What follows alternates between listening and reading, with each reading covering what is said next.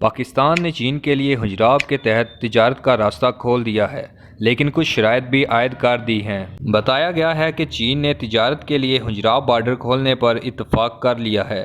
تمام کارروائیاں پاکستان کی طرف سے کی جائیں گی۔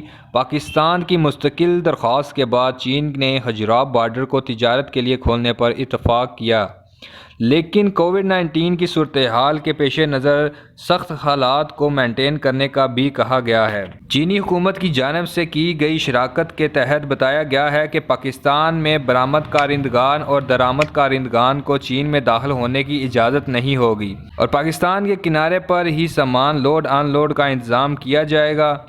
ذرائع کے حوالے سے بتایا گیا ہے کہ چینی برآمد کارندگان یہ سامان سرحد کی ایک جانب پاکستان کے خاص مقام پر چھوڑ دیں گے، جہاں سے SOPs پر عمل کرنے کے بعد درآمد کارندگان انہیں وصول کر سکتے ہیں۔ اس طرح پاکستان کے برآمد کارندگان بھی اپنا سامان اس جگہ پر چھوڑ دیں گے اور چین کے خریدار سرحد کی دوسری جانب سے SOPs کے عمل سے گزرنے کے بعد اس سامان کو ریسیو کر سکتے ہیں۔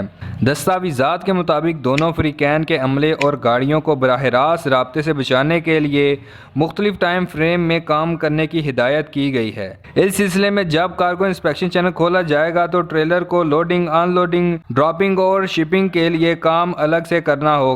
کارگو انسپیکشن چینل کے عمل کو 2 مراحل میں تقسیم کیا جائے گا، جس کو مد نظر رکھتے ہوئے حجراب پورٹ میں جراثیم کش اور دیگر تمام سہولیات 1 مئی سے کام کریں گی۔